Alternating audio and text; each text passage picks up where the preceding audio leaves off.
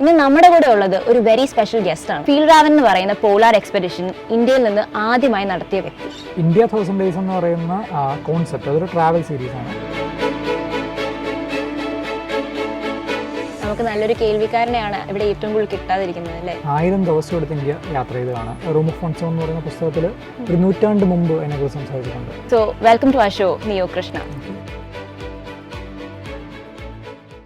എന്നെ സംബന്ധിച്ച് ഭയങ്കര ഒരു ഫിലിം സ്കൂളായിരുന്നു എനിക്ക് ഷെസാർ എന്ന് പറയുന്നത്. അപ്പോൾ ഷെസാറിൻ്റെ വർക്ക് ചെയ്യുന്ന സമയത്ത് ഞാൻ പറയുന്ന ആ ഒരു മനുഷ്യൻ്റെ എന്താ പറയുന്നത് പക്വത, ആ മനുഷ്യൻ്റെ ഒരു ക്വാളിറ്റിയാണ്. ആ മനുഷ്യൻ ഇത്രയും വർഷങ്ങൾ ഏതാണ്ട് 150ഓളം സിനിമകൾ ചെയ്തിട്ടുള്ള വളരെ സീനിയർ ആയിട്ടുള്ളൊരു മനുഷ്യൻ. സിനിമയെക്കുറിച്ച് ഒരുപാട് അറിയാമെന്ന് പറയുന്നൊരു വിശ്വാസം ഉണ്ടായിരുന്നു എനിക്ക്. പക്ഷേ ഒന്നും അറിയാത്ത ഒരാളായിരുന്നു ഞാൻ. ആദ്യമായിട്ടൊരു സിനിമ എഴുതാൻ വേണ്ടി അതുപോലൊരു ഒരു മനുഷ്യൻ്റെ കൂടെ എഴുതാൻ വേണ്ടി ഒരു അവസരം എനിക്ക് കിട്ടുകയാണ്.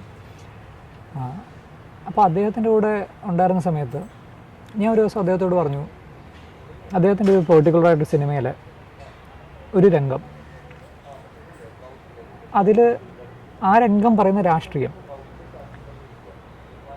അത് ഭയങ്കരമായ ഒരു പൊളിറ്റിക്കലി റോങ് ആയിട്ടുള്ളൊരു കാര്യമാണെന്ന് പറയുന്നൊരു വിശ്വാസം എനിക്കുണ്ടായിരുന്നു. അതെന്നെ ഭയങ്കരമായിട്ട് അങ്ങനെ ഒരു സിനിമ, ഞാൻ ഒരുപാട് ഇഷ്ടപ്പെടുന്നൊരു സിനിമ, ഒരു മാസ്റ്റർ പീസ് എന്ന് പറയാവുന്ന ഒരു വർക്ക്. അപ്പോൾ അതിൽ വളരെ പൊളിറ്റിക്കലി റോങ് ആണെന്ന് എനിക്ക് തോന്നുന്നൊരു രംഗത്തെക്കുറിച്ച് അദ്ദേഹത്തോട് സംസാരിക്കുമായിരുന്നു. അപ്പോൾ ഞാൻ ഒരുപാട് ആളുകളുടെ ഭാഗത്ത് നിങ്ങളുടെ തെറ്റുകളുണ്ടാകുമ്പോൾ അവരെ സ്വയം ന്യായീകരിക്കുന്നത് കേട്ടിട്ടുണ്ട്. ഇപ്പോൾ ഷെസാറിനെ ഇപ്പോൾ ഒരാളുടെ കൂടെ ശരിക്കും അങ്ങനെ എനിക്ക് സംസാരിക്കാൻ എൻ്റെ 25ാമത്തെ വയസ്സ് സാധിച്ചത് തന്നെ എൻ്റെ ഒരു വലിയ പ്രിവിലേജാണ്, ഒരു ഭാഗ്യമാണ്. അപ്പോൾ ആ മനുഷ്യൻ്റെ അങ്ങേയറ്റത്തെ പക്വത എന്താണെന്ന് വെച്ച് കഴിഞ്ഞാൽ, അദ്ദേഹം എനിക്ക് തന്ന മറുപടി എന്താണെന്ന് വെച്ച് കഴിഞ്ഞാൽ, ആ കാലത്തിൽ അത്രമാത്രം പൊളിറ്റിക്കലി അവെയർ ആയിരുന്നില്ലാത്തത് കൊണ്ട് അങ്ങനെ ഒരു പ്രശ്നമുണ്ടെന്ന് തിരിച്ചറിയാൻ സാധിച്ചില്ലെന്നാണ് അദ്ദേഹം പറഞ്ഞത്. അപ്പോൾ അദ്ദേഹത്തിന് വളരെ ഈസി ആയിട്ട് പറയാം. അപ്പോൾ അദ്ദേഹത്തിൻ്റെ കഥാപാത്രം ഗ്ലോറിഫൈ ചെയ്യപ്പെടുന്നുണ്ടെങ്കിലും അദ്ദേഹത്തിന് വേണമെങ്കിൽ പറയാം ആ കഥാപാത്രം അങ്ങനെയാണ് എന്ന് പറയുന്നൊരു എക്സ്ക്യൂസ് കൊടുക്കാം. അല്ലെങ്കിൽ he doesn't even owe an explanation to me. അപ്പം ഞാൻ പറയുന്നത് അത്രയും വലിയൊരു മനുഷ്യൻ, എന്താ പറയുക, ഒരു മാസ്റ്റർ ക്രാഫ്റ്റ്മാൻ എന്നൊക്കെയാണ് അദ്ദേഹത്തെ വിളിക്കുന്നത്. It's A legend. അപ്പോൾ അങ്ങനെ ഒരു മനുഷ്യന് ആ പക്വത, യെസ്. അപ്പോൾ അതെന്തുകൊണ്ടാണെന്ന് വെച്ച് കഴിഞ്ഞാൽ കാലം നമ്മളിൽ ഉണ്ടാക്കുന്ന മാറ്റമാണ്. നമ്മൾ വളരെ നിസ്സാരമായിട്ട് പറഞ്ഞാൽ നമ്മൾ ഫേസ്ബുക്കിലൊക്കെ ഒരു 5 വർഷം മുമ്പിട്ട പോസ്റ്റൊക്കെ ഈ മെമ്മറി ആയിട്ട് വരുമ്പോൾ നമ്മൾ നോക്കിയിട്ട് അയ്യോ നമ്മൾ 5 വർഷം മുമ്പ് ഇങ്ങനെയായിരുന്നു ചിന്തിച്ചിരുന്നു നമ്മൾ തോന്നില്ല. ആ മാറ്റം എല്ലാ മനുഷ്യനും കോൺസ്റ്റൻ്റ്ലി ഉണ്ടാകുന്നുണ്ട്. പക്ഷെ നമ്മൾ ഈ ടൈമിനെ നമ്മൾ പെർസീവ് ചെയ്യുന്ന ഒരു രീതി വെച്ചിട്ട് we think that we are the same. നമ്മൾ ഭയങ്കരമായിട്ട് മാറുന്നുണ്ട്. Constantly we are changing. നമ്മുടെ ശരീരത്തിലെ ഏറ്റവും ചെറിയ യൂണിറ്റ്സ് ആയിട്ടുള്ള നമ്മുടെ ആറ്റം, സെൽസ്, ഒരു constantly there is a process of change. അപ്പോൾ നമ്മുടെ ശരീരത്തുണ്ടാകുന്ന ഈ മാറ്റങ്ങളെല്ലാം എന്തിനാണെന്ന് വെച്ച് കഴിഞ്ഞാൽ only the fittest survive. Evolution നമ്മളെ എത്തിച്ച് നിർത്തിയിരിക്കുന്ന പോയിൻ്റ് എന്ന് പറയുന്നത് നമ്മുടെ ശരീരം കോൺസ്റ്റൻ്റായിട്ട് നമ്മളെ ആരോഗ്യവാനായിട്ടും കൂടുതൽ കാലം ജീവിച്ച് കൂടുതൽ പ്രത്യുൽപാദനം നടത്തി നമ്മുടെ ഈ ഒരു എന്താ പറയുക റേസിനെ നിലനിർത്തേണ്ട ഒരു കടമയുടെ ഭാഗമായിട്ടാണ് ഈവൻ മരങ്ങളും ചെടികളും ചെറിയ ജീവജാലങ്ങളെല്ലാം പ്രവർത്തിക്കുന്നത്. അപ്പോൾ ആ മാറ്റമെല്ലാം നമുക്ക് പല ലെവലിലുണ്ടാകുന്നുണ്ട്. അപ്പോൾ എന്ന് പറയുന്നത് പോലെയാണ് നമ്മളൊരു കൂടുതൽ പ്രോഗ്രസീവ് ആയിക്കൊണ്ടിരിക്കുന്ന ഒരു സൊസൈറ്റിയിൽ ജീവിക്കുമ്പോൾ നമ്മളുടെ കാഴ്ചപ്പാടുകളിലുണ്ടാകുന്ന മാറ്റം അതുപോലെ തന്നെയുള്ളൊരു കാര്യമാണ്. അത് നമ്മൾ ഓൺ എ ഡെയിലി ബേസ് ഒരുപാട് കാര്യങ്ങൾ പഠിക്കേണ്ടതായിട്ടുണ്ട്. എനിക്ക് അങ്ങനെ ഒരുപാട് കാര്യങ്ങളിൽ എൻ്റെ ഐഡിയാസിൽ മാറ്റം വന്നിട്ടുണ്ട്, ഭയങ്കര വലിയ മാറ്റങ്ങൾ വന്നിട്ടുണ്ട്. അപ്പോൾ അതിന് ചെറിയൊരു ഉദാഹരണം പറഞ്ഞാൽ, ഞാൻ ഇപ്പോൾ റീസെൻ്റ്ലി റിയലൈസ് ചെയ്തിട്ടുള്ളൊരു കാര്യമാണ്. എനിക്കത് അംഗീകരിക്കാൻ അല്ലെങ്കിൽ അതിനെക്കുറിച്ച് പറയാൻ യാതൊരു രീതിയിലും I'm not ashamed to talk about it. പക്ഷേ വിജയ് എന്ന് പറയുന്ന നായകനെ ഈ പറയുന്ന പോലെ ഇഷ്ടമല്ല എന്ന് പറയുന്നതിനപ്പുറം എൻ്റെ ഉള്ളൊരു I had A hatred for this actor. ഇപ്പോൾ ഒബ്വിയസ്ലി ഇപ്പോൾ അദ്ദേഹം ചെയ്തിരുന്ന സിനിമകൾ ഞാൻ എൻജോയ് ചെയ്തിരുന്ന പോലുള്ള സിനിമകളിലേക്കാൾ കുറച്ചുകൂടെ കൊമേഴ്ഷ്യലായിട്ടുള്ള സിനിമകളായിരുന്നു, ഭയങ്കര ലൗഡായിട്ടുള്ള സിനിമകളായിരുന്നു. അങ്ങനെയുള്ള സിനിമകളായിരുന്നില്ല ഞാൻ അന്ന് കാണാൻ ആഗ്രഹിച്ചിരുന്നത്. പക്ഷേ ഞാൻ പിന്നെ റിയലൈസ് ചെയ്തത് ആ നടനോട് അത്രയൊരു വെറുപ്പെന്ന് പറയുന്ന ഫീലിംഗ് ഉണ്ടാവാനുള്ള കാരണം എന്താണെന്ന് പറയുന്ന റൂട്ട് ഞാൻ ഗ്രാജ്വലി റിയലൈസ് ചെയ്തത് എന്തുകൊണ്ടാണെന്ന് വെച്ച് കഴിഞ്ഞാൽ, ഞാൻ കണ്ടീഷൻ ചെയ്യപ്പെട്ട എൻ്റെ ആശയങ്ങളിൽ ഉറച്ചു വിശ്വസിക്കുന്നു. അല്ല, എൻ്റെ ഈ ആശയങ്ങൾ വെച്ചിട്ട് കണ്ടീഷനിങ് അനുസരിച്ചിട്ട് നമ്മളുടെ ഉള്ളിൽ ചില ബോധങ്ങളുണ്ട്. അപ്പോൾ ആ ബോധങ്ങളിൽ അതിസുന്ദരനല്ലാത്ത എന്താ പറയുന്നത്, വളരെ ഐഡിയൽ എന്നൊക്കെ പറയുന്ന ഒരു കണ്ടീഷനിങ് ഉണ്ടായിട്ടുണ്ട് നമുക്ക്. അങ്ങനെ അല്ലാത്ത ഒരാളാണ് ഈ നടൻ.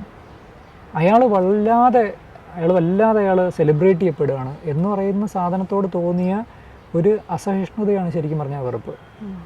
അത് ഞാൻ പിന്നെയാണ് റിയലൈസ് ചെയ്യുന്നത്. അന്ന് ഞാൻ അങ്ങനെയായിരുന്നു എന്ന് പറയുന്നതിൽ എനിക്ക് I don't regret being that person at that level.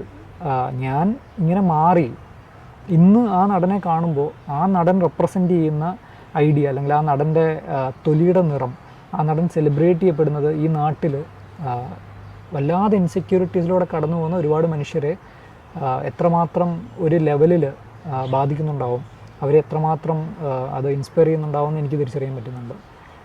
അതൊരു മാറ്റമാണ്.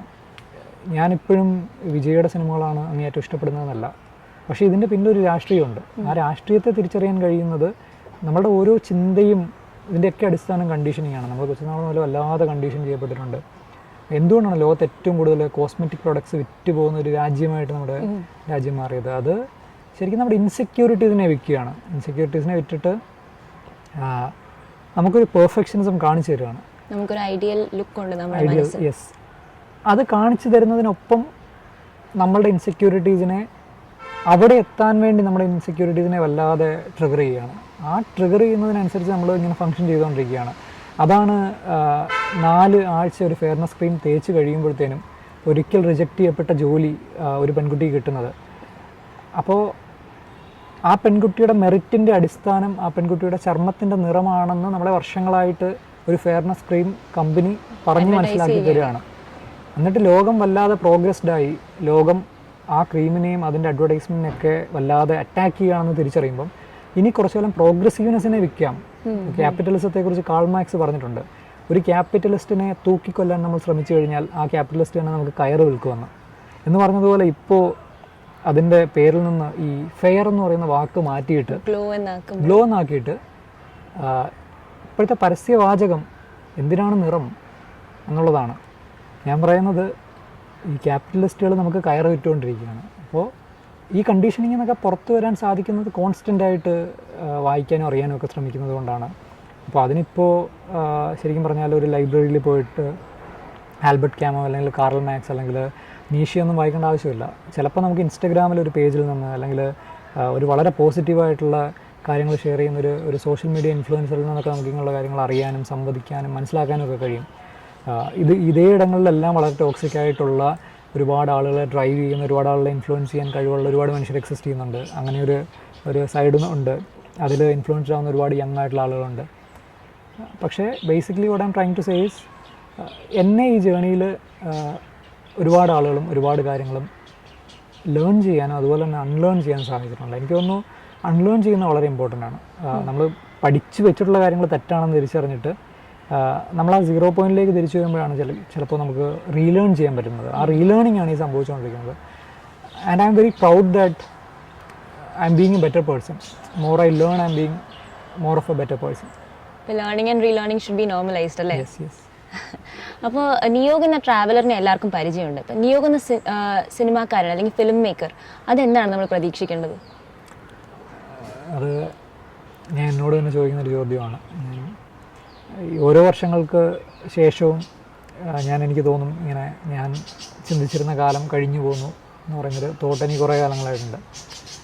പക്ഷേ അതിൻ്റെ അടിസ്ഥാനപരമായ കാരണം ഞാൻ ശരിക്കും പറഞ്ഞാൽ സത്യസന്ധമായിട്ട് പറഞ്ഞാൽ സിനിമ ചെയ്യണമെന്ന് പറഞ്ഞ് ഞാൻ എൻ്റെ ഭാഗത്തുനിന്ന് വലിയൊരു എഫേർട്ട് ഇട്ടിട്ടില്ലാത്ത ഒരാളാണ്. അത് പറയുന്നതിൽ എനിക്ക് നാണക്കേടുണ്ട്. പക്ഷേ ഞാനങ്ങനെ വലിയൊരു എഫേർട്ട് ഇട്ടുള്ളൊരു മനുഷ്യനല്ല.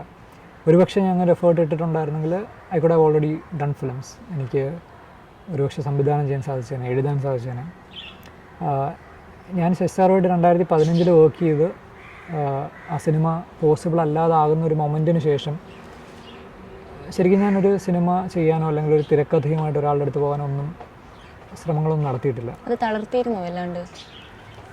അത് തളർത്തിയിരുന്നു എന്ന് ചോദിച്ചു കഴിഞ്ഞാൽ തളർത്തിയിരുന്നു. പക്ഷേ അതിന് ശേഷവും കോൺസ്റ്റൻ്റ്ലി സിനിമ എന്ന് പറഞ്ഞൊരു ഫോക്കസിൽ ഞാൻ വർക്ക് ചെയ്തിട്ടൊന്നുമില്ല. വലിയ അഭിമാനത്തോടൊന്നും പറയാൻ പറ്റുന്ന കാര്യമല്ല അത്. ഞാൻ ജീവിതത്തിൽ ഒരുപാട് കാര്യങ്ങളിൽ ഒരു ഫിക്ഷനിലൊക്കെ പോലെ ജീവിക്കാൻ വേണ്ടി ഞാൻ ഒരുപാട് സാക്രിഫൈസ് ലൈഫിൽ മേക്ക് ചെയ്തിട്ടുണ്ട്. ഇപ്പോൾ വളരെ ചെറിയ പ്രായത്തിൽ വായിച്ച ഗ്രേറ്റ് ഗാറ്റ്സ്ബി എന്ന് പറഞ്ഞ നോവലാണ് എൻ്റെ ജീവിതത്തിൽ ഐഡിയ ഓഫ് ലവ് എന്ന് പറയുന്ന സാധനം എനിക്ക് തന്നത്. പ്രണയിക്കുകയാണെങ്കിൽ ഇങ്ങനെ പ്രണയിക്കണം എന്നുള്ള സാധനം. ഗാറ്റ്സ്ബിയുടെ ജീവിതം, അല്ലെങ്കിൽ ഇപ്പോൾ കാസബ്ലാങ്കയിലെ റിക്ക് എന്ന് പറയുന്ന ക്യാരക്ടർ ജീവിക്കുന്ന ലൈഫ്, അവിടെ പെയിനൊക്കെ ഉണ്ടെങ്കിലും അത് ഭയങ്കര റൊമാൻറ്റിസൈസ്ഡ് ആണ്. എന്നാൽ അങ്ങനെ ജീവിക്കണം. അപ്പോൾ ഇങ്ങനെ കുറേ ഐഡിയാസ് എൻ്റെ ജീവിതത്തിൽ എപ്പോഴും ഉണ്ട്. അപ്പോൾ ചിലപ്പോൾ ഈ സിനിമ മേക്ക് ചെയ്യണം എന്ന് ആഗ്രഹിക്കുന്നതിനൊപ്പം തന്നെ ഈ സിനിമ പോലെ ജീവിക്കണം എന്ന് പറയുന്നൊരാഗ്രഹമുണ്ട്. അപ്പോൾ എനിക്ക് തോന്നുന്നു അതാണ് എന്നെ ഏറ്റവും കൂടുതൽ എൻ്റെ ഈ പ്രോസസ്സ് ഡിലേ ചെയ്തിട്ടുള്ളത്. ഞാൻ ഇപ്പോൾ മൂന്നാറിൽ പോയി ജീവിക്കുന്ന സമയത്ത് അന്ന് എൻ്റെ മനസ്സിലുണ്ടായിരുന്നത് ഒരു സിനിമയാണ്. ഞാൻ ഒരു സിനിമയിലാണ് ജീവിക്കുന്നത്. ഞാൻ വടുതല ജീവിക്കുന്ന സമയത്ത് ഞാൻ ഒരു സിനിമയിലാണ്. I am placed in the film that is running in my head. അപ്പോൾ അതെന്നെ ഭയങ്കരമായിട്ട് സ്ലോ ഡൗൺ ചെയ്തിട്ടുണ്ട്. പിന്നെ ഞാൻ അതിന് ശേഷം ഇത്രയും കാലങ്ങളിൽ അസോസിയേറ്റ് ചെയ്തിട്ടുണ്ടെന്ന് പറയാൻ പറ്റുന്നത് അനി എ വി ശശി എന്ന് പറയുന്ന ശശാറിൻ്റെ മകൻ.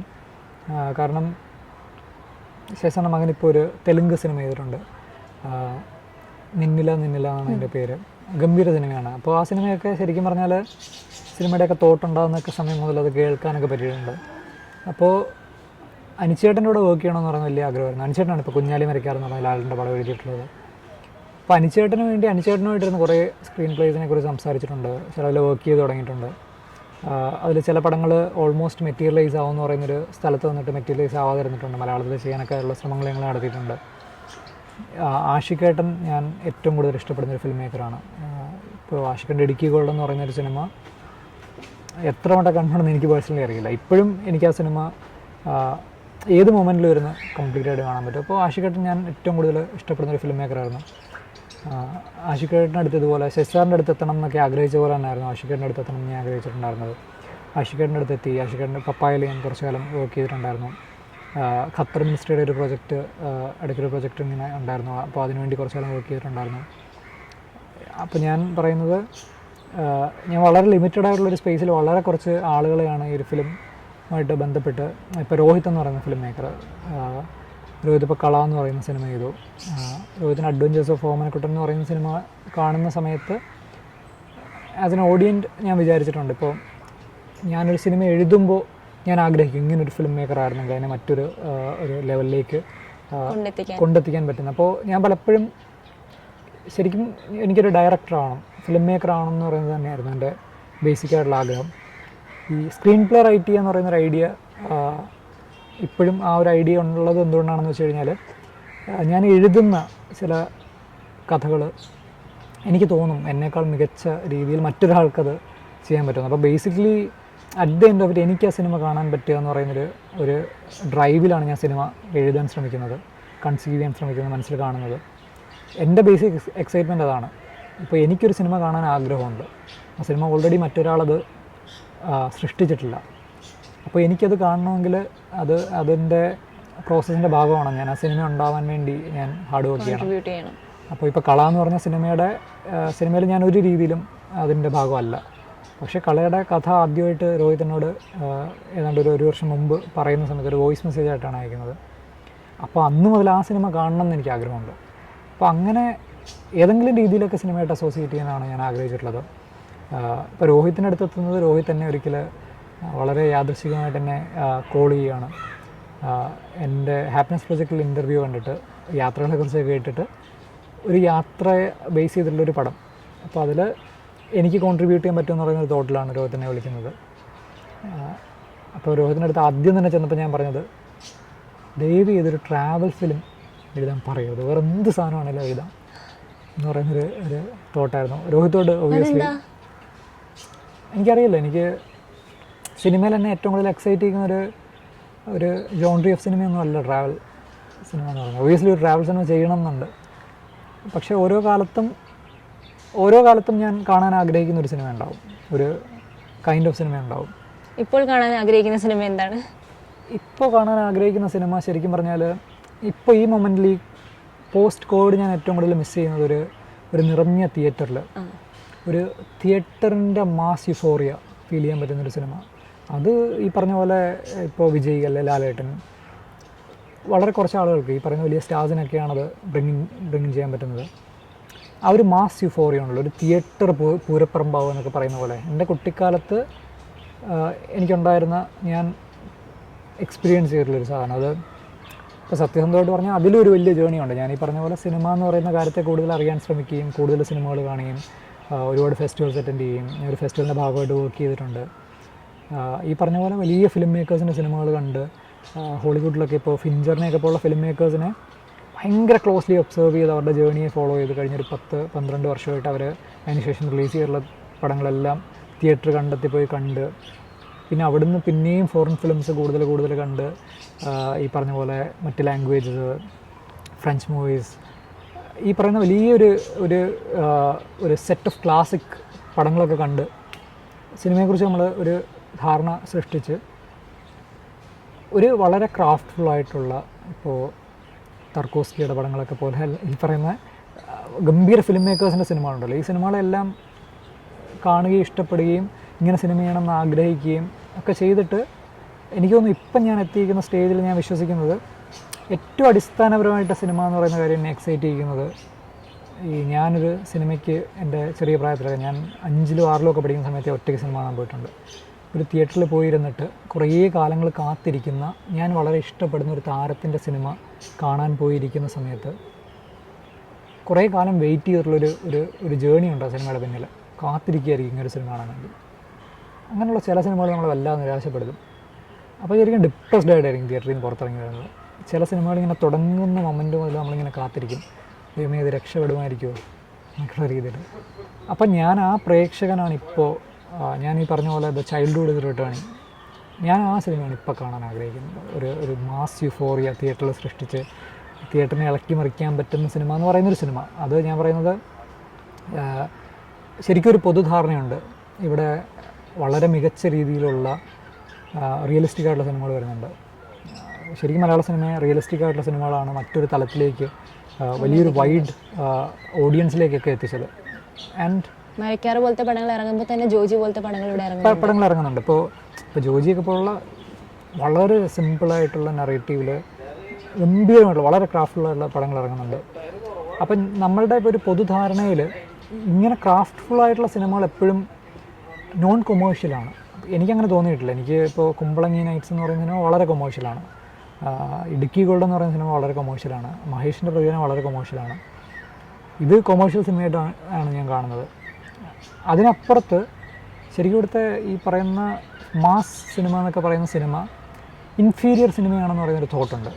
മേ ബി ഈവൻ അങ്ങനെയുള്ള സിനിമകൾ ചെയ്യുന്ന ആളുകൾ പോലും അതിനെ അങ്ങനെ കൺസീവ് ചെയ്യുന്നുണ്ടോ എന്ന് എനിക്ക് സംശയം തോന്നിയിട്ടുണ്ട്. ഈ സിനിമ ഇത്രയും മതി, മസാലപ്പടങ്ങൾ എന്നാണ് വിളിക്കപ്പെടുന്നത്. ഈ സിനിമ ഇത്രയും മതി എന്നുള്ളത്. ഞാൻ പറയുന്നത് അങ്ങനെ ക്രാഫ്റ്റ് ഇല്ലാത്ത സിനിമയെക്കുറിച്ചല്ല, വളരെ ക്രാഫ്റ്റുള്ള എന്നാൽ തിയേറ്ററിനെ ഇളക്കി മറിക്കാവുന്ന സിനിമകൾ നമുക്ക് ചെയ്യാൻ സാധിക്കും. അങ്ങനെയുള്ള സിനിമകൾ കാണാനാണ് എനിക്ക് ആഗ്രഹം. അപ്പോൾ അങ്ങനെയുള്ള സിനിമ തന്നെ ചെയ്യണം എന്നാണ് ഞാൻ ആഗ്രഹിക്കുന്നത്. ഇപ്പം ഞാൻ എഴുതാൻ ശ്രമിക്കുമ്പോഴൊക്കെ എൻ്റെ സിനിമ എവിടേക്കോ ആ തിയേറ്ററിൽ പ്ലേസ്ഡ് ആവുന്നുണ്ട്. ഈ സീൻ തിയേറ്ററിൽ എങ്ങനെയായിരിക്കും വർക്ക് ആവുക എന്ന് പറയുന്ന കാര്യം, അത് ഒരു സിനിമയുടെ ഫിലോസഫിയിൽ നിന്നുകൊണ്ട് അതൊരു നല്ല കാഴ്ചപ്പാടാണോ എന്ന് എനിക്കറിയില്ല. പക്ഷേ എൻ്റെ സിനിമ ഞാൻ കാണാൻ ആഗ്രഹിക്കുന്ന സിനിമയായിരിക്കണം എന്ന് ഞാൻ വിശ്വസിക്കുന്നുണ്ട്. അപ്പോൾ ഈ കൊമേഴ്ഷ്യൽ സിനിമകൾ അത്രയും ക്രാഫ്റ്റ്ഫുൾ ആവണം എന്ന് ഞാൻ ആഗ്രഹിക്കുന്നുണ്ട്. ഞാനൊരു എപ്പിറ്റോമി ഓഫ് കൊമേഴ്ഷ്യൽ സിനിമയായിട്ട് കാണുന്നത് ഇപ്പോൾ സ്പടികമൊക്കെ ഇപ്പോൾ ഉള്ള സിനിമയാണ്. അവിടെ ക്യാരക്ടർ ആർക്കുണ്ട്, അവിടെ ഡെപ്ത് ഉണ്ട്, എല്ലാ കഥാപാത്രങ്ങൾക്കും അവരുടേതായ ഒരു പ്ലേസ്മെൻ്റ് ഉണ്ട്. പക്ഷേ അത് വളരെ കൊമേഴ്ഷ്യലാണ്. ആടുതോമ സൂപ്പർ ഹീറോ ആണ്. അതെ, അപ്പോൾ that is a film that I want to see. അപ്പോൾ ഞാൻ എഴുതാൻ ശ്രമിക്കുന്നുണ്ട്. ഞാൻ ഈ പറഞ്ഞ രോഹിത്തിൻ്റെ കൂടെ അല്ലെങ്കിൽ അനിച്ചേട്ടൻ്റെ കൂടെ ഒക്കെ ഞാൻ സിനിമകൾ എഴുതാൻ ശ്രമിക്കുന്നുണ്ട്. കാരണം ഇപ്പോൾ രോഹിത്തൊക്കെ ഇപ്പോൾ കള എന്ന് പറഞ്ഞ സിനിമയുടെ തിരക്കഥ അല്ലെങ്കിൽ അതിൻ്റെ കഥയൊക്കെ അറിഞ്ഞതിന് ശേഷം ആ സിനിമ കാണാൻ എന്നെ എക്സൈറ്റ് ചെയ്യിക്കുന്ന ഘടകം എന്തായിരുന്നു എന്ന് വെച്ച് കഴിഞ്ഞാൽ, ഈ അതിനെ രോഹിത് എന്ന് പറയുന്ന ഒരു ഫിലിം മേക്കർ ഒരു സിനിമയാക്കി മാറ്റി കഴിയുമ്പോൾ ഉണ്ടാകുന്നൊരു മാജിക് ഉണ്ട് അവിടെ. അപ്പോൾ അത് എൻ്റെ ക്യാപ്പബിലിറ്റീസിനൊക്കെ പുറത്ത് ഒരുപാട് ഹൈറ്റ്സിൽ നിൽക്കുന്ന, ഞാൻ അത്രയും അങ്ങനെ നോക്കി കാണുന്ന ആളുകളിലൂടെ എൻ്റെ കുറേ കഥകൾ സിനിമയാണെന്ന് എനിക്ക് ആഗ്രഹമുണ്ട്. അപ്പോൾ അതിൻ്റെ ശ്രമം എനിക്ക് തോന്നുന്നു ഇപ്പം I am more focused and I M trying to do that. അപ്പോൾ hopefully you will see that zone.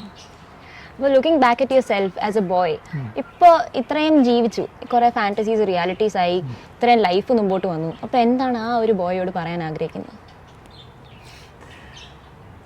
ആ ബോയോട് പറയാൻ ആഗ്രഹിക്കുന്നത്, എനിക്ക് തോന്നുന്നു നമ്മുടെ ചൈൽഡ്ഹുഡ് എന്ന് പറയുന്നത് നമ്മുടെ ലൈഫിൻ്റെ വളരെ ഇമ്പോർട്ടൻ്റ് ആയിട്ടുള്ളൊരു പാർട്ടാണ്. അത് ശരിക്കും പറഞ്ഞാൽ നമ്മൾ വളരെ പെർഫോമേറ്റീവാണ്. ഇപ്പോൾ നമ്മൾ രണ്ടുപേരും ഇവിടെ ഇരുന്ന് സംസാരിക്കുമ്പോൾ നമ്മൾ പറയുന്ന പോലെ കാര്യങ്ങൾ, നമ്മൾ ചോദിക്കുന്ന ചോദ്യങ്ങൾ, നമ്മളിപ്പോൾ ഇവിടെ ഇരിക്കുമ്പോൾ നമ്മൾ ഫീൽ ചെയ്യുന്ന ഇമോഷൻസിന് പോലും ചിലപ്പോൾ 4 വയസ്സിൽ നമ്മൾ കടന്നുപോയ ഒരു അനുഭവത്തിൻ്റെ ഒരു ബാക്കപ്പ് ഉണ്ടായിരിക്കും. അതായിരിക്കും നമ്മളെ അങ്ങനെ ആക്ട് ചെയ്യിക്കുന്നത്. അപ്പോൾ അത് തിരിച്ചറിയുന്നത് ഈ പറയുന്നൊരു ഈ അഡൽട്ട്ഹുഡിൽ വളരെ വളരെ കൺഫ്യൂസിങ് ആയിട്ടുള്ളൊരു ഫേസിലൂടെ നമ്മൾ കടന്നു പോകുമ്പോഴൊക്കെയാണ്. അപ്പോൾ ഞാൻ എൻ്റെ ജീവിതത്തിൽ വളരെ ടോക്സിക് ആയിട്ടുള്ളൊരു റിലേഷൻഷിപ്പ് എൻ്റെ ജീവിതത്തിൽ ഉണ്ടായിട്ടുണ്ട്.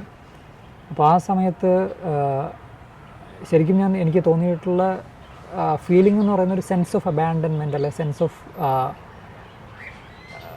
ബീങ് ഇൻസിഗ്നിഫിക്കൻ്റ് എന്ന് പറയുന്നൊരു സാധനമാണ്. അപ്പോൾ ഞാൻ അങ്ങനെ ഒരു സ്പേസിൽ എന്നെ എന്തുകൊണ്ട് പ്ലേസ് ചെയ്തു എന്ന് പറയുന്നത് തിരിച്ചറിയാൻ വേണ്ടി ഞാൻ തെറാപ്പി സീക്ക് ചെയ്തിട്ടുണ്ട്. I went through a very long journey of healing myself. അപ്പോൾ ആ ജേർണിയിൽ ഞാൻ മനസ്സിലാക്കിയ കാര്യം എന്താണെന്ന് വെച്ച് കഴിഞ്ഞാൽ, ഞാൻ അത്രയും ടോക്സിക് ആയിട്ടൊരു സാധനത്തിലൂടെ കടന്നു പോകുമ്പോൾ, അത്രയും ഇൻസിഗ്നിഫിക്കൻ്റ് ആയിട്ടൊരാൾ when somebody make us feel very insignificant, for me it felt like home. For me it felt like true love. For me it felt like being complete. അപ്പോൾ അതെന്തുകൊണ്ടായിരുന്നു എന്ന് വെച്ച് കഴിഞ്ഞാൽ, ഒരു as the boy that I was, ഞാൻ ഇതേപോലുള്ള സാഹചര്യങ്ങളിലൂടെ കടന്നു പോയിട്ടുണ്ട്. I have constantly been through that. അപ്പോൾ ഒരു കുട്ടി എന്നുള്ള നിലയിൽ, ഒരു കുട്ടിയായിട്ട് ഞാൻ പഠിച്ചിട്ടുള്ള idea of love, the idea of righteousness is about being insignificant. അതെന്തുകൊണ്ടാണെന്ന് വെച്ച് കഴിഞ്ഞാൽ, എൻ്റെ ചേച്ചി, ഞാനും എൻ്റെ ചേച്ചി തമ്മിൽ 2 വയസ്സിൻ്റെ ഡിഫറൻസാണ് ഉള്ളത്. ഞങ്ങളുടെ ക്ലാസ്സുകൾ തമ്മിൽ 4 വർഷത്തെ വ്യത്യാസം ഉണ്ടായിരുന്നു. അപ്പോൾ ചേച്ചി ഒരു 4 വയസ്സുള്ള സമയത്തൊക്കെ കവിതകളൊക്കെ എഴുതും. ചേച്ചി ഒരുപാട് മത്സരങ്ങളിൽ പങ്കെടുക്കും, ഒരുപാട് സമ്മാനങ്ങൾ കിട്ടും, ഒരുപാട് തവണ കലാതിലകമായിട്ടുണ്ട്. 10 മത്സരത്തിലൊക്കെ പങ്കെടുത്ത് 10നും ഫസ്റ്റ് പ്രൈസൊക്കെ കിട്ടും. ചിലപ്പോൾ ഇടയ്ക്ക് വെച്ച് ലിമിറ്റേഷൻസ് ഇല്ലായിരുന്നു, എത്ര മത്സരത്തിൽ പങ്കെടുക്കാം എന്ന് പറയുന്ന നമ്പേഴ്സ് പിന്നെ ലിമിറ്റ് ചെയ്യപ്പെട്ടു. അപ്പോൾ ഞാൻ പറയുന്നത് അത്രയും ടാലൻറ്റഡ് ആയിട്ടുള്ള ഒരാളായിരുന്നു എൻ്റെ ചേച്ചി. അപ്പോൾ എൻ്റെ അച്ഛനൊരു പബ്ലിഷിംഗ് കമ്പനിയായിരുന്നു, അച്ഛൻ ഒരുപാട് വായിക്കുമായിരുന്നു, ഭയങ്കര അറിവുള്ളൊരു മനുഷ്യനായിരുന്നു എൻ്റെ അച്ഛൻ. അപ്പോൾ എൻ്റെ അമ്മ അങ്ങനെ തന്നെയായിരുന്നു. She was very respected, she was very strong, she still very strong. അപ്പോൾ ഈ കുടുംബത്തിൽ ഞാൻ ജീവിക്കുന്ന സമയത്ത്, ഞാൻ ഒരു 4 വയസ്സുള്ള സമയത്ത് പോലും ഈ പറയുന്ന എൻ്റെ ഈ ഫാമിലി എന്ന് പറയുന്നത് ഈ very close circle of family എന്നല്ലാതെ പോലും എനിക്ക് ആ very close circle of family, എൻ്റെ അച്ഛൻ, അമ്മ, ചേച്ചി, അവരിൽ നിന്നും അത് ഉണ്ടായിട്ടില്ല. പക്ഷേ I have always been compared. ഞാൻ 4 വയസ്സുള്ള സമയത്ത്, ഇപ്പോൾ ഞാൻ ആദ്യം LP സ്കൂളിൽ പഠിക്കാൻ വന്ന സമയത്ത് 1ാം ക്ലാസ്സിലും 2ാം ക്ലാസ്സിലും ഒക്കെ ഞാൻ കേട്ടിട്ടുണ്ട്. അപ്പോഴൊക്കെ ഞാൻ ക്ലാസ് ഫസ്റ്റാണ്. അപ്പോഴും ഞാൻ കേട്ടിട്ടുണ്ട് that I M not as good as my sister എന്ന് പറയുന്ന കാര്യം. ഇത് ഏറ്റവും അടുത്തുള്ള റിലേറ്റീവ്സിൽ നിന്ന്, ഒരുപാട് ടീച്ചേഴ്സിൽ നിന്ന് ഒക്കെ ഞാൻ കേട്ടിട്ടുണ്ട്. ഈ ചെമ്മന്തൂർ ഹൈസ്കൂൾ എന്ന് പറയുന്ന സ്കൂളിൽ ഞാൻ പഠിക്കുന്ന സമയത്ത് വിജയകുമാരി എന്ന് പറയുന്ന ടീച്ചർ ഉണ്ടായിരുന്നു മലയാളത്തിൻ്റെ. അപ്പോൾ 50ൽ എനിക്ക് 46 മാർക്ക് കിട്ടുമ്പോൾ ക്ലാസ്സിൽ ഏറ്റവും കൂടുതൽ മാർക്ക് എനിക്കാണ്. അപ്പോൾ വിജയകുമാരി ടീച്ചർ എന്നോട് പറഞ്ഞത്, നിയതിയുടെ സഹോദരനാണെന്ന് ഉള്ളതുകൊണ്ട് ഞാൻ നിയോഗിൽ നിന്ന് ഇതല്ല പ്രതീക്ഷിച്ചിരുന്നത് എന്നൊരു കാര്യമാണ് പറഞ്ഞത് 46-50 കിട്ടിയ സമയത്ത്. അപ്പോൾ ഇതാണ് എൻ്റെ ചൈൽഡ്ഹുഡ്. അപ്പം my childhood was about a lot of people making you feel that I M insignificant. അപ്പോൾ നമ്മൾ ഈ ചെറിയ പ്രായത്തിൽ, ഈ പ്രായമുള്ള മനുഷ്യരെന്നൊക്കെ നമ്മൾ വിചാരിക്കുന്ന വളരെ ടോക്സിക് ആയിരുന്ന നമ്മുടെ ഈ ചുറ്റുപാടുണ്ടായിരുന്ന ഈ ടീച്ചേഴ്സായിട്ടുള്ളവരും, that was a generation of so toxic, so much of toxicity and so much of toxic people who had this mask of being the very perfect people. അങ്ങനൊരു കാലമായിരുന്നു അത്. ഇപ്പോഴും അതിന് മാറ്റമൊന്നുമില്ല. ഇപ്പോഴും വളരെ ടോക്സിക് ആയിട്ടുള്ള ഈ ഏജസം എന്ന് പറയുന്ന സാധനം തന്നെ ഉണ്ടല്ലോ. ഈ ഞങ്ങളുടെ ഉണ്ട കാലത്ത് ഓണം, ഇങ്ങനെയായിരുന്നു. ഉണ്ട ഓണത്തിൻ്റെ എണ്ണം പറയുന്നത് ഒരു ആർഗ്യുമെൻറ്റിലേക്ക് കൊണ്ടുവരുന്ന ടോക്സിസിറ്റി ഉണ്ടല്ലോ, ആ ടോക്സിസിറ്റി സ്റ്റിൽ ദെയർ. പ്രായം അറിവിൻ്റെ ഒരു ബെഞ്ച് മാർക്കായിട്ട് വെക്കുന്നൊരു സാധനം. അപ്പം നമ്മൾ ചെറിയ പ്രായത്തിൽ ഇവരെയൊക്കെ ഐഡിയലൈസ് ചെയ്യും. ഇവർ പറയുന്നതും ഇവർ നമ്മളോട് ചെയ്യുന്നതുമാണ് ശരിയെന്ന് വിശ്വസിക്കും. ഇവർ നമുക്ക് പറഞ്ഞു തരുന്നതും പറഞ്ഞു തരാതെ നമ്മളെ മനസ്സിലാക്കി തരുന്നതും ശരിയാണെന്ന് വിശ്വസിക്കും. അപ്പോൾ ആ വിശ്വസിച്ചിരുന്ന ശരി, when I became a man, after so many years, when somebody came to my life and made me feel that way, I felt like home. And I had to go through 2 years of a very bad phase because of the childhood that I had. അപ്പോൾ ഞാനതിന് വളരെ toxic ഉള്ളൊരു human being എൻ്റെ ലൈഫിലേക്ക് വന്ന ആളെ എനിക്ക് blame ചെയ്യാൻ പറ്റില്ല. I had to blame my childhood, but I can't blame myself for that. I was not the reason because of which I went through what I went through. അപ്പോൾ ഞാൻ പറയുന്നത് ഇത് വലിയൊരു കാര്യമായിട്ടല്ല ഞാൻ പറയുന്നത് ഐ വാസ് വെരി പ്രിവിലേജ്ഡ്. ഞാൻ വളരെ privileged ആയിട്ടുള്ള വളരെ ഭാഗ്യങ്ങളുടെ നടുവിൽ ജീവിച്ചിരുന്നു. അങ്ങനെ വളരെ നല്ലൊരു കുടുംബത്തിലേക്കാണ് ഞാൻ ജീവിച്ചത്. എൻ്റെ വീട്ടിലെ സാഹചര്യങ്ങളായാലും ഒക്കെ ഇറ്റ് വാസ് വെരി ഗുഡ്. എൻ്റെ അച്ഛനൊക്കെ എന്നെ ഒരുപാട് ഇൻസ്പയർ ചെയ്തിട്ടുണ്ട് ആസ് എ പേഴ്സൺ. ഞാൻ ഈ അറിവ് നേടാനുള്ള എൻ്റെ ഡ്രൈവൊക്കെ അവിടെ നിന്ന് കിട്ടിയതാണ് ശരിക്കും പറഞ്ഞാൽ. അതായത് ഈ കുടുംബത്തിൽ അത്ര കൊള്ളാത്ത ഒരാളാണെന്ന് എനിക്ക് തന്നെ തോന്നിയിട്ടുണ്ട് പേഴ്സണലി കുട്ടിക്കാലത്ത്. ബ്ലാക്ക് ഷീപ്പ് ഫീലിംഗ് ആണല്ലേ? So I thought that the only way that I can cope up is by being intelligent. ഇപ്പം ഞാനിപ്പോൾ സ്കൂളിലൊക്കെ പഠിച്ച സമയത്ത് വായിക്കാൻ ശ്രമിച്ചിരുന്ന പുസ്തകങ്ങൾ പോലും അതിനുപോലും ഒരു ബെഞ്ച് മാർക്ക് ഉണ്ടായിരുന്നു. ഈ റൈറ്ററിൻ്റെ പുസ്തകങ്ങൾ is having this gold standard എന്ന് പറയുന്ന സാധനം. ഇപ്പം നീഷയും ക്യാമോയും അല്ലെങ്കിൽ എന്താ പറയുക വെർജീനിയ വോൾഫ് എഴുതിയ പുസ്തകങ്ങൾ വായിക്കാൻ ശ്രമിച്ചിട്ടുള്ളത് ഇത് ഭയങ്കര ഇൻ്റലക്ച്വലി സുപ്പീരിയർ ആണെന്ന് പറയുന്ന തോട്ടാണ്. അത് നമുക്ക് കിട്ടാൻ വേണ്ടി, നമുക്കതായി മാറാൻ വേണ്ടി. ഞാൻ പറയുന്നത് നമ്മുടെ അഡൽട്ട്ഹുഡിൽ ചെയ്യുന്ന എല്ലാ കാര്യങ്ങളും ഇതിൻ്റെ എല്ലാം ബേസിക് റീസൺ വരുന്നത് ആ ബോയ്ഹുഡിൽ നിന്നാണ്. പിന്നെ there are things that never changed. 4 വയസ്സുള്ളപ്പോഴും എനിക്ക് ഒരു സിനിമ സംവിധായകനാവാൻ, സിനിമ ചെയ്യാനുള്ള ആഗ്രഹമായിരുന്നു. I never gave up on that. ഇത്രയും കാര്യങ്ങളൊക്കെ സംഭവിക്കുമ്പോഴും deep within I always knew that I have got it. I am talented, I have ideas. എനിക്ക് എൻ്റെ ആ പ്രായത്തിൽ മനുഷ്യർക്ക് പറഞ്ഞ് മനസ്സിലാക്കി കൊടുക്കാനോ അല്ലെങ്കിൽ കാണിച്ചു കൊടുക്കാനോ പറ്റാത്തതിനപ്പുറമുള്ള കഴിവും ചിന്താശേഷി എനിക്കുണ്ടെന്ന് പറയുന്നൊരു വളരെ അടിസ്ഥാനപരമായ വിശ്വാസം ഇത്രയൊക്കെ സംഭവിക്കുമ്പോഴും ഞാൻ നിലനിർത്തിയിരുന്നു. ഇത്രയൊക്കെ ആളുകൾ എൻ്റെ ഈ സത്വത്തെ ചോദ്യം ചെയ്യുന്ന സമയത്ത് നിലനിർത്തിയിരുന്നു. ഞാൻ ഏറ്റവും കൂടുതൽ ഇഷ്ടപ്പെടുന്ന മറ്റൊരു കാര്യമാണ് ഫുട്ബോൾ എന്ന് പറയുന്നത്. ഇപ്പോൾ സിനിമ പോലെ ഇഷ്ടപ്പെടുന്നൊരു കാര്യമാണ് ഫുട്ബോൾ. ലയണൽ മെസ്സി എന്ന് പറയുന്ന കളിക്കാരൻ്റെ വലിയൊരു ആരാധകനാണ് ഞാൻ പേഴ്സണലി വിശ്വസിക്കുന്നത് ഈ ആൽബർട്ട് ക്യാമോയുടെ ഒരു വലിയ നോവലിൻ്റെ ഒരു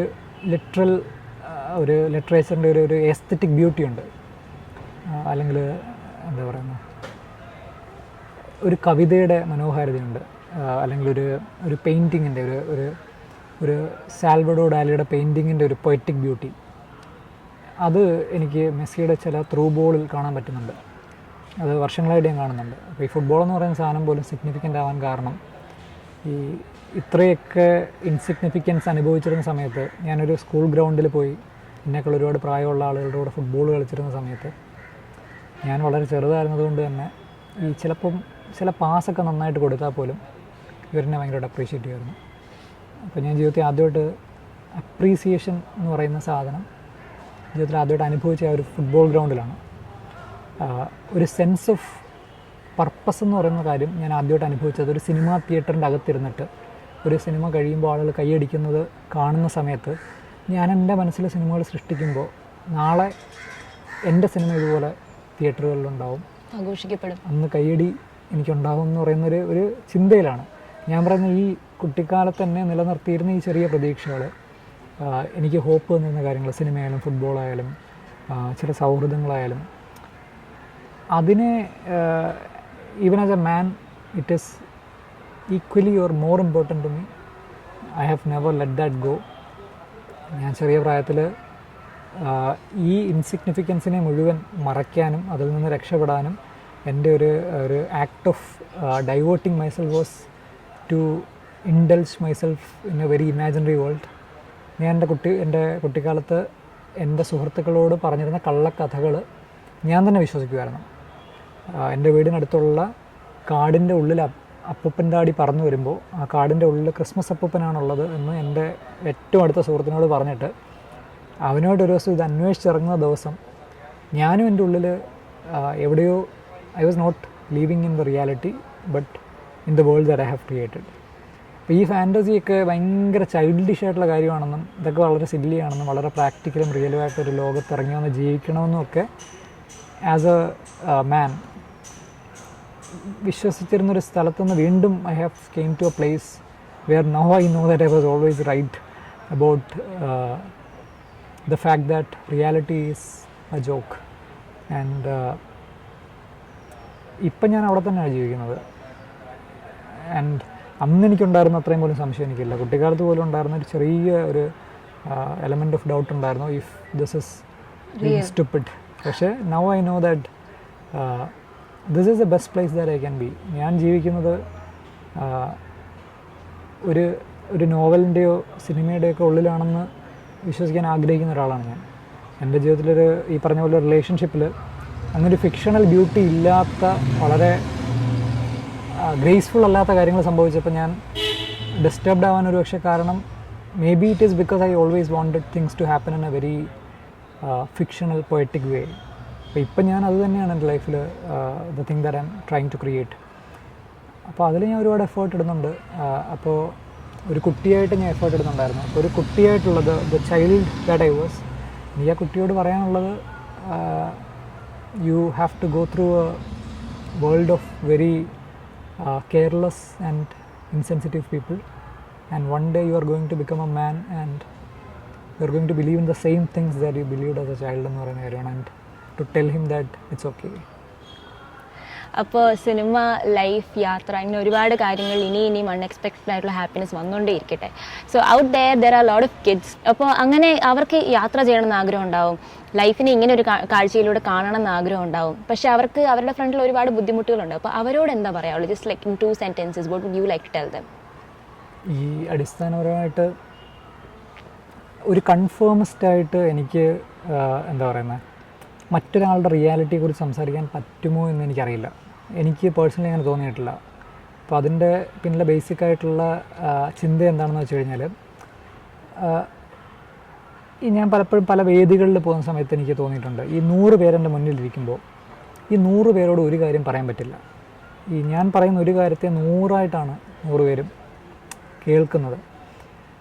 വളരെ ടോക്സിക് പോസിറ്റിവിറ്റി കൊടുക്കുന്ന ഒരുപാട് മനുഷ്യർ നമ്മുടെ സൊസൈറ്റിയിലുണ്ട്.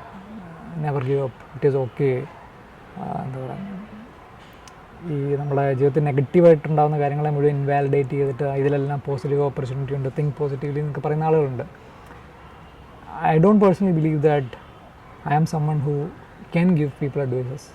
എല്ലാവരുടെയും റിയാലിറ്റി ഏറ്റവും കൂടുതൽ മനസ്സിലാക്കാൻ കഴിയുന്നത് അയാൾക്ക് തന്നെയാണ്. അപ്പം ഞാൻ എപ്പോഴും എന്നെക്കുറിച്ച് തന്നെ സംസാരിക്കുമ്പോൾ ഞാൻ എന്നെക്കുറിച്ച് സംസാരിക്കുന്നത് ചിലപ്പോൾ ഒരാൾക്ക് അതിൽ നിന്ന് maybe another person can get inspired.